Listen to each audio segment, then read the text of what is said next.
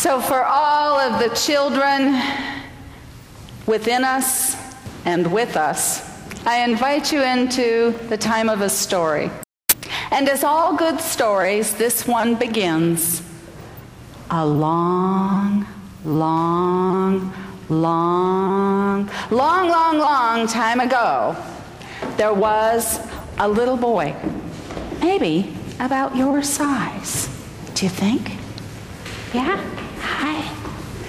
And that little boy used to crush berries and leaves and use the juice from the berries and the leaves to create different paints that he drew, pictures on rocks and pictures on animal skins. And when all of the other children used to go out hunting or gathering, he felt a little too small to join them. But he continued to craft his little animals and paint his pictures and create his colors. And one day when he was about, 12 or 13, are any of you 12 or 13? 12 or 13 in spirit and heart, maybe? Yeah. Hi, sweetheart. He went out on what we call in our congregation a rite of passage. In his community, it was called a vision quest. And he went out and he was alone, and he went and he communed with the Great Spirit, and he listened and he opened his heart. And this is what he heard. You will be the great storyteller. You will paint all of the things that happen in your community, and you will hold the vision for your people.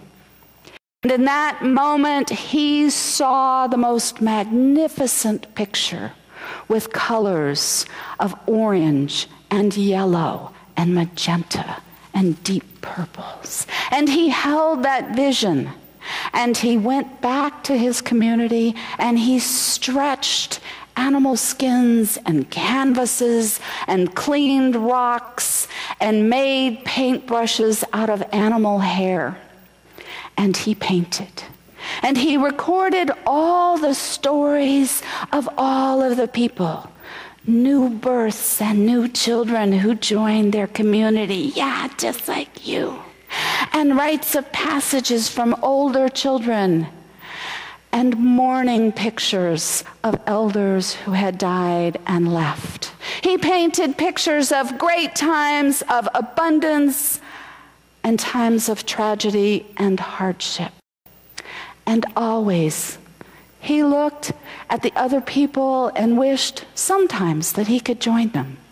But he continued his craft, and he continued making new colors, and he continued painting.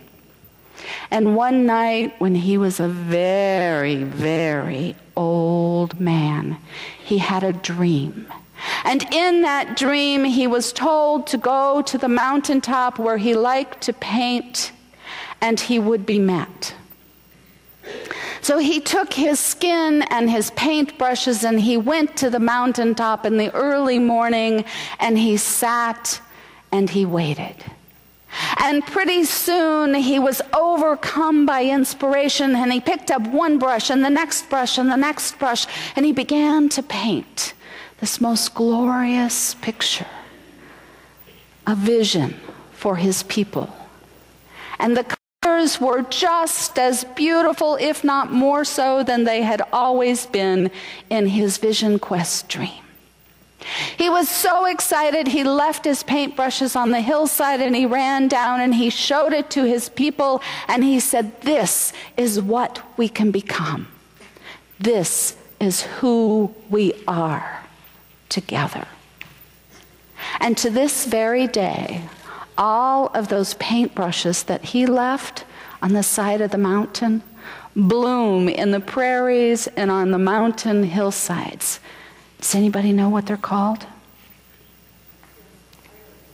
Indian paintbrush, absolutely beautiful stalks of color, as a reminder to us all that when we accept our gifts and give it to the world, and where our gifts meet the world, hope can happen. And so it will always be.